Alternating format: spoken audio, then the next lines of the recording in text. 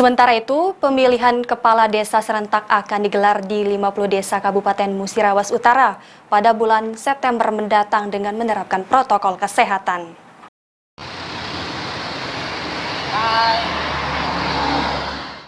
Pemilihan kepala desa serentak tahun 2022 akan digelar pada September mendatang. Pada Pilkades ini ada sedikit mengalami perubahan regulasi, di mana menurut Kepala Dinas Pemberdayaan Masyarakat Desa Perempuan dan Perlindungan Anak Buratara, Pilkades pada tahun ini mengacu pada Peraturan Menteri Dalam Negeri Nomor 72 Tahun 2020 tentang perubahan Permendagri Nomor 112 Tahun 2014 tentang Pilkades.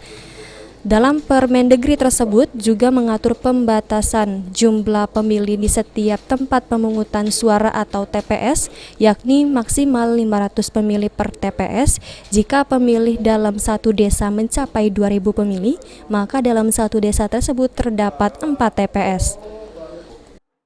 19 agar tidak menyebarluaskan kepada masyarakat. Jadi ini petunjuk Mendagri nomor 72 itu tahun 2020 itu menyatakan bahwa untuk Pilkades tahun ini dan selanjutnya itu